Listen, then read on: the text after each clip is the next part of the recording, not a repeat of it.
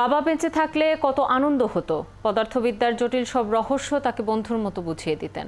আবার প্রশ্নও জাগে, স্কুলে বিজ্ঞান মেলায় জেতা পুরস্কার দেখে কি করতেন বাবা। এই বাবা হুমায়ূন আহমেদ, যার লেখনী, নাটক কিংবা চলচ্চিত্রের সৃষ্টিশীলতায় মুগ্ধ অসংখ্য ভক্ত। কিন্তু সন্তানের কাছে তিনি কেমন? তার মৃত্যুবার্ষিকীতে সন্তান নিশাদ হুমায়ুন শুনিয়েছেন বাবাকে নিয়ে অনুভবের কথা।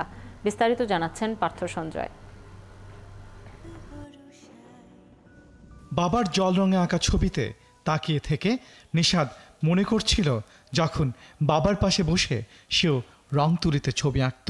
আমার খুব ভালো লাগতো হচ্ছে উনি যে রং করতো, উনি আমাকেও এটা শিখালেন। আমি বাবার আমাদের বাসায় একটা বারান্দার মতন একটা স্টুডিওর মতন আছে, ওখানে বাবা কত কি রং, অয়েল কালার, প্যাস্টেল কালার দিয়ে কত আঁকতো। তখন আমিও বাবার পাশে পাশে বসে দেখতাম আর আমিও আঁকতাম। কিংবা নিউ ইয়র্কে অসুস্থ থাকার সময় কেমন করে ক্রিসমাসের গিফট দিয়ে চমকে দিয়েছিল বাবা হুমায়ুন।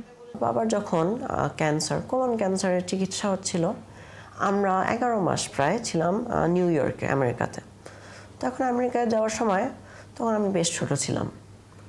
তো ক্রিসমাস ছিল, ক্রিসমাসে সান্টা ক্লজ এসে ক্রিসমাস ট্রি এর মধ্যে চকলেট গিফট রেখে যাবে, এটা আমি তো বিশ্বাস করতাম, ছোট ছিলাম।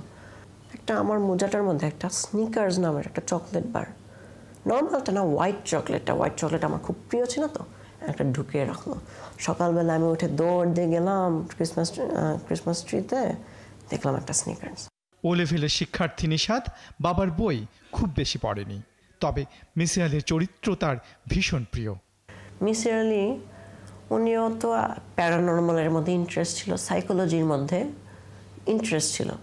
আমিও এই সাইকোলজির মধ্যে ইন্টারেস্ট আছে। আমি ভাবছি বড় হলে আমি মনোরোগ বিশেষজ্ঞ হতে চাই। বাবা থাকলে কেমন হতো? স্কুলে বিজ্ঞান মেলায় জেতা পুরস্কার দেখে কি বলতেন বাবা?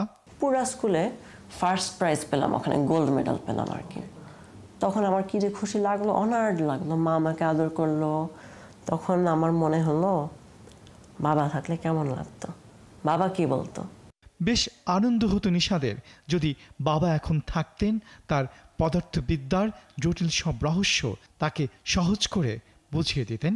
তো মনে হয় যে বাবা যদি থাকতো, বাবার সাথে যদি এটার ব্যাপারে গল্প করতে পারতাম, black hole, neutron star, supernova, তাহলে কি যে আনন্দ লাগতো, কি যে ইন্টারেস্টিং হতো।